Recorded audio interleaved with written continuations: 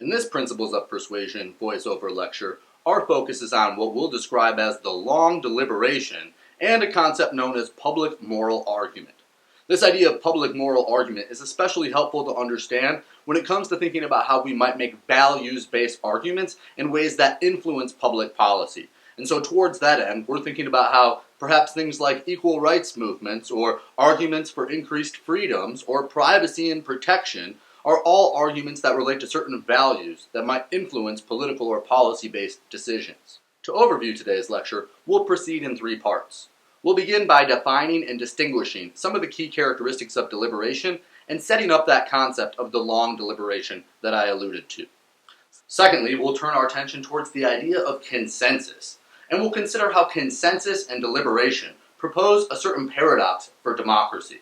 When we're talking about paradoxes, we're talking about some sort of internal tension between the ideas that perhaps lead to an inconsistency. We'll explain that as we get there. Third and finally, we'll turn our attention towards some tactics and strategies for expressing values in public moral arguments.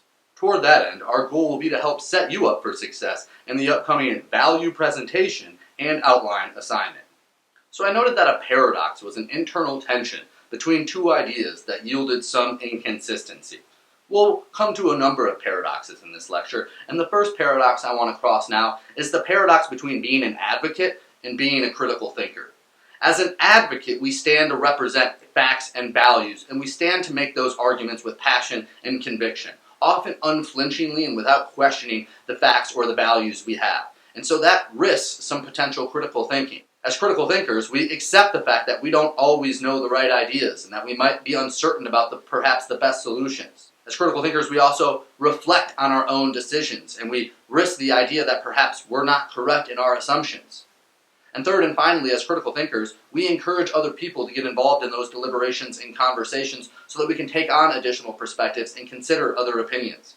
Sometimes as advocates, we're drawn towards a polar opposite from those critical thinking skills that tend to indicate that our position is correct, that our values are justified, and that our policies should be carried forth on other people's opinions. Well, this isn't always the case, and so we should observe this tension between critical thinking and advocacy as we consider the potential for effective and ethical deliberations. As we seek to define and distinguish some of the key characteristics of deliberation, there's a few important details we should observe. The first thing to note is that deliberation occurs across a number of different individuals who are all involved in various different public spheres.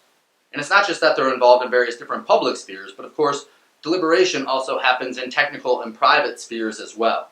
Toward this end, the types of resolutions and ways of adjudication or evaluation that occur in deliberation might be very different in a technical sphere, something like perhaps a school board meeting where there are certain rules and regulations for who introduces topics and for what rules get passed and made, versus something like perhaps a public forum that we might see a politician engaged in, which might be much more open. Toward one end, we have the technical sphere and the public sphere. In each instance, we have a representation of deliberation. And so deliberation, if we're to define it, is the process of making decisions, whether that be as a small group, an organization, or as large as a nation. That collective process of making decisions that we define as deliberation, we believe, as scholars of communication and argument, is important to study, no matter whether it's as small as a small group or as large as a nation who's deliberating. Those processes are important so that we can understand who's invited into discussion, who's excluded out of discussion, and what the rules for effective and ethical forms of organization and collaboration are. As communication scientists and scholars of persuasion, one of our foremost goals is to make sure that the processes of deliberation include as many people into the conversation as possible, spread and evenly distribute the information so that all the participants are aware of the potentials and possibilities, and otherwise effectively advocate for the rigorous analysis of problems and effective details about the solutions. However, as scholars of communication and students of persuasion, we're well aware that our arguments aren't always readily accepted, and that in fact sometimes deliberations fail. The hope is that we can have an effective deliberation where each party involved in the conversation leaves feeling like they've had their point heard and like there's some potential for their possibility to be considered. However, we know from our perhaps previous experiences that deliberation isn't always so ideal. Deliberation instead occurs by degrees. Degrees meaning that in some instances the parties of deliberation leave happy, in other instances unhappy, and we might think about how deliberation seeks to move people along an attitude continuum, much like social judgment theory proposes. As an ideal model, this vision of deliberation allows us to look at other modes of deliberation in the real world, if you will, and go, those weren't effective, they weren't open to all, or they weren't effective because they otherwise didn't respect differences of opinion, and here's what would have happened if they had. That focus allows us to do pretty effective case study argumentations on the way that various different organizations, small groups, and even larger political entities use deliberation to resolve dilemmas. And while this idea of deliberation might seem really unique and novel to those of us who've grown up in a democratic system of political thought, the reality is that deliberation and the idea of a public voice is a relatively new idea in the history of the world.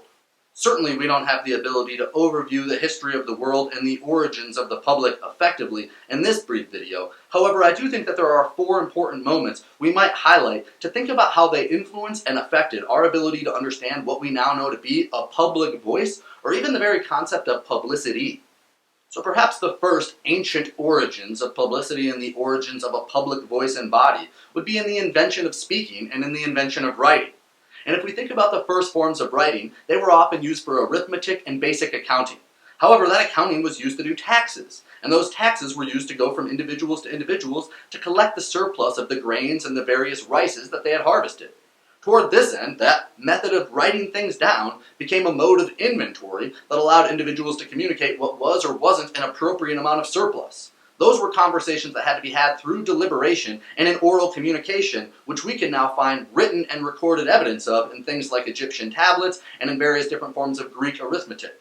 And of course, it wasn't just writing, it was also speech. As scholars of communication and persuasion, we often date that back to folks like Aristotle or Plato, who emphasized the appeals and modes of effective oration so that they could teach other scholars around their communities to represent themselves and better advocate for democracy. Toward this end, the history of writing and speech, whether in Egypt or in Greece, has a deep-seated history of a connection to democracy and the origins of public thought. But of course, it isn't just the ancient origins. We might also think about the contributions of something like the Renaissance or the Enlightenment period. During the Renaissance, we had the argument that all individuals had the right to think, that creativity was innate in human beings, and so we saw a massive amount of creations in things like arts and in the various different forms of humanities, the explosions of poetry and so on. Well, these forms of poetry were not only communicative expressions, but they were also modes of deliberation about what the values of acceptance were. What was beauty, and what was art, and what was religion were all deeply humanistic questions that were being deliberated through arguments not of fact or of policy, but instead arguments of value. And it was during the Enlightenment that those arguments of value began to take a very important public policy turn. You can think back to the abolitionists and to those individuals like John Locke and others who identified the power of individual reasoning.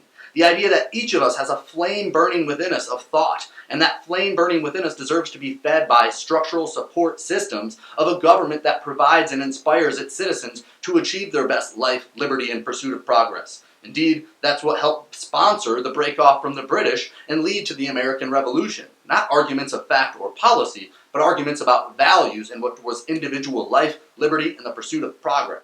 And of course, the development of those values didn't just cease at the end of the Enlightenment, it carried through a period of industrialization and modernization. And when we think about the evolutions and contributions that industrialization and modernization make, it's fundamentally about the way that they've organized information to make that information accessible to publics. Think about industrialization and the use of the assembly line, literally making it so that any individual could be hired off the street to assemble very sophisticated machinery in a production line assembly if the organization of the information was sequenced in a way that would make them understand it. Toward this end, communication, deliberation, became the technology that drove the Industrial Revolution and allowed individuals to assemble in groups, in small organizations, and in nations to better be able to effectively manage industrial supply and the various efforts towards modernization, factories, and production that were required of such historical advancements. And finally, if we think about the period we're in now, we often identify that as scholars of communication and as those who are interested in philosophy as a period of postmodernism. Now, postmodern is a difficult challenge or a difficult concept to unpack in such a short time, but we might think about postmodernism as being about the fragmentation of information. If previously information was organized and otherwise readily accessible into things like libraries and into things like newspapers, now we have so many databases and so many different newspapers that each individual demographic or personality type is able to engage in, that it's created these various echo chambers and spheres where we all exist in our own bubbles and we're fragmented from one another, and now the public sphere is perhaps at risk of the types of polarization being trapped by these modes of deliberation that have evolved through time because of things like media, press, and the circulation of technology. All of this is to say that the origins of the public are deeply rooted in the history of deliberation and in democratic thought as it's been inspired by arguments about values. And it's my argument that those arguments about values aren't distinctly limited, but instead they're part of a larger, long deliberation.